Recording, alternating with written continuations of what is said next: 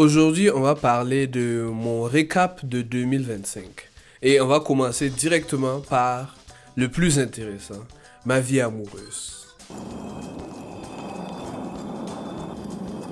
Imaginez que ma vie amoureuse était une escapade en montagne. J'ai commencé à escalader une montagne. Tout était beau, tout était joyeux. Pour ceux qui n'ont rien compris à cette métaphore, c'est que en début 2025, j'étais en couple avec une personne. Il y avait du chemin jusqu'au mariage, mais ça allait bien.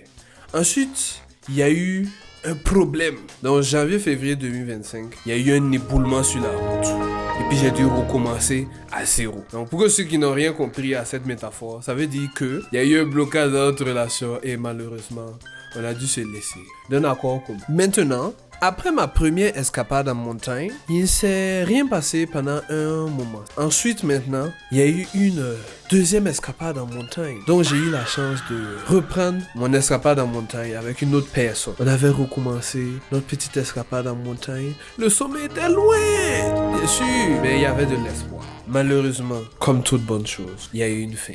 Et donc, on a décidé de se laisser et mon escapade en montagne s'est terminée jusqu'au décembre 2025 où rien ne s'est passé. C'était juste pour vous avoir. Voici un peu en gros ma vie amoureuse. Cette année, c'était un peu plus intéressant que les anciennes années parce que les anciennes années, j'étais pas en couple. Donc, j'avais pas eu cette occasion de repartager ma vie avec une autre personne. En parlant d'amour, laissez-moi vous parler d'un vrai amour. Un amour sincère. Un amour qui ne sera pas réveillé par ma sonnerie pendant que je suis en train de faire ma vidéo YouTube.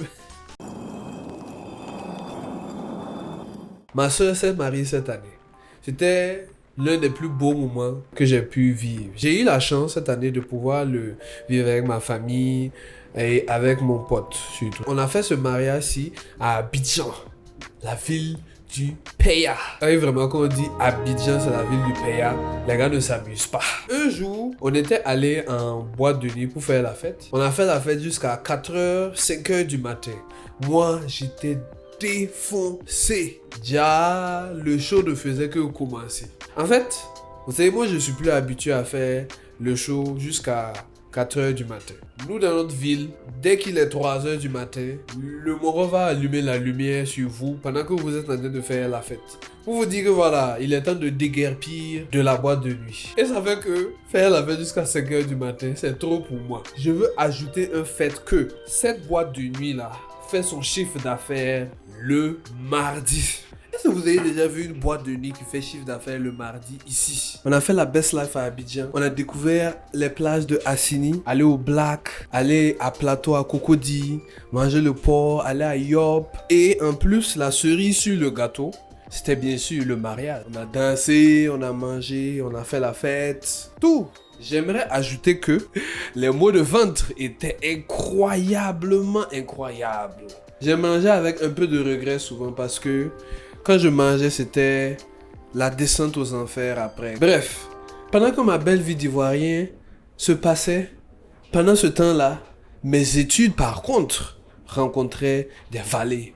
Haha, c'est moi qui ai écrit ça. J'ai complètement terminé mon cycle universitaire. Je suis un ingénieur. C'est un très bon mot à dire. Mais c'était pas une voie qui était toute rose. Les deux choses qui rendaient vraiment compliqué mon cycle universitaire, c'était principalement la difficulté des classes et deuxièmement, l'ennui, la fatigue des cours. L'ennui des cours, c'était vraiment que j'en avais marre. Après 20 ans passés à étudier et en fait, je n'arrivais vraiment pas à voir où est-ce que ces concepts-là allaient s'appliquer dans ma vie réelle. Deuxièmement, c'est la difficulté des classes. J'ai fait l'erreur, le mauvais calcul. Comme quand tu décides, en tant que garçon, de chercher l'amour en décembre, de prendre les deux cours avec lesquels j'aurais le plus de difficultés pour mon semestre.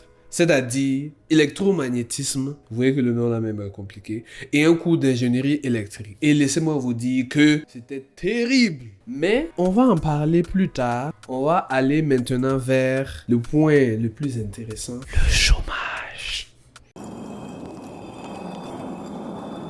si je dois compter le nombre de fois que j'ai envoyé mon CV et le nombre d'entrevues, voire même de jobs que j'ai reçus, c'est incroyable. C'est terrible. Ça serait un match extrêmement pitoyable à regarder. 205, 305. Pour vous donner le contexte de la recherche de boulot, là actuellement en 2025, c'est comme si tu étais à la recherche d'une relation amoureuse en utilisant la méthode de la lettre. Tu vas prendre tout ton effort, écrire une lettre impeccable, mettre tout ton amour dans la lettre. Malheureusement, la personne à qui tu envoies s'en bat les couilles. Ça, c'est si tu reçois une réponse de la lettre. Donc, juin 2025, j'ai eu un boulot qui me paie extrêmement bien, mais où j'aurais laissé ma life, ma vie. Et ça, c'est un non pour moi, donc j'ai décidé de laisser tomber. Ensuite, en septembre, j'ai failli avoir un boulot et je ne l'ai pas eu pour d'autres circonstances. Et en septembre 2025, j'ai eu la chance d'avoir un boulot qui était très intéressant et que j'ai accepté. Voilà. Donc, voilà, j'ai accepté un boulot. J'ai eu la chance d'être assistant d'enseignant pour un cours à l'université. Et ça, c'était la plus belle expérience de mon année. Bon, c'était pas la plus belle expérience de mon année parce que il y a eu le mariage de ma soeur qui était la plus belle expérience de mon année. Et puis, il y a eu quand je suis... Bref, c'était l'une des plus belles expériences de mon année. Et je vais vous en parler là maintenant. Mon jeune moi n'aurait jamais pu croire que je serais devenu tellement bon à une matière à l'université que j'aurais pu enseigner même cette matière à l'université là. Bon, j'abuse un peu, ok? Si c'était un cours de mathématiques, oui, j'aurais eu beaucoup de problèmes pour enseigner cette matière. Mais j'ai eu la chance en fait d'enseigner un cours d'architecture d'ordinateur.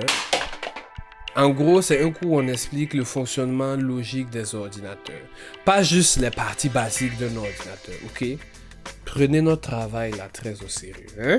La partie la plus intéressante d'enseigner, pour moi, c'est de corriger les copies parce que j'avais toujours envie de donner des très bonnes notes à mes étudiants ou des très mauvaises notes, dépendamment de ce qu'ils ont foutu. Hein? Mais malheureusement, pour la majorité des notes que j'avais à enseigner, c'était pas aussi intéressant parce que les étudiants utilisent pratiquement tous IA, donc leurs copies se ressemblent pratiquement tous. Du coup, ça faisait que c'était moins intéressant de corriger les copies de mes étudiants. Mais la partie intéressante, c'était d'aider les étudiants, de les expliquer les concepts. Et puis même le cours que j'enseignais était aussi très intéressant. C'était vraiment une très belle expérience que j'ai eu à faire.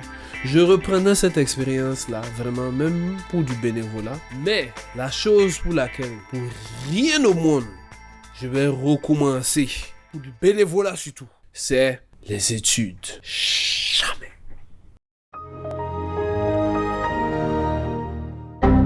Revenons sur la partie tant attendue que je voulais vous expliquer depuis le début. Mes études.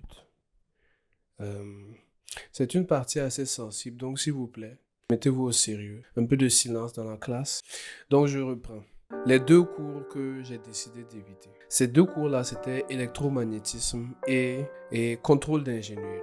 Les deux cours-là étaient extrêmement difficiles dû au fait que mon niveau de mathématiques est assez questionnable. Je me suis vraiment forcé à étudier des dizaines et des dizaines d'heures à la bibliothèque. À la bibliothèque! Ah! J'ai écrit ça dans le script, donc je suis obligé de dire le script comme il est, sans rire, parce que c'est une partie sérieuse. L'examen final était très dur, dur comme un caillou. MDR. Après avoir passé les examens, chaque jour, je paniquais à l'idée de rater mes examens et de devoir reprendre mes cours parce que je voulais vraiment passer cette année. Je pense que j'ai développé à cela un haut stress. Et un jour, pendant que j'étais en train de vivre ma plus belle vie, la notification de Pulse arriva. Pendant que mon tel sonna. Vous voyez que ça arrive? Et la mauvaise nouvelle est tombée. J'ai foiré mes examens.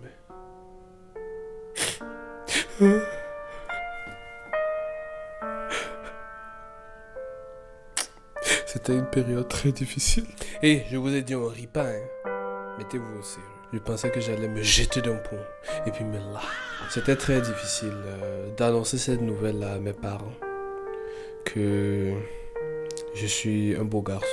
Bien sûr, ma maman savait déjà ça. C'était très difficile d'annoncer à mes parents que j'avais pas réussi à passer mes examens et que je devais reprendre mes cours en été. J'évitais même de prendre ce sujet-là. J'ai même failli pleurer ce jour-là. Imaginez-vous un garçon un homme qui décide de pleurer. C'est incroyable. Un Burkinabé, ça se relève toujours. Je me suis relevé. J'ai pris mon destin avec ma main et j'ai vaincu les ténèbres. Quand j'ai passé mon dernier examen, il y a un vent d'air frais qui passait sous ma belle chevelure noire, crépue. Je sentais un poids s'en aller de moi. Malheureusement, me relever de ce poids-là, ça allait être un autre poids qui allait venir sur mon petit cœur. Mais ce poids-là, on en parlera une autre fois. Merci beaucoup. J'espère que cette vidéo vous a plu. Et on se revoit à la prochaine.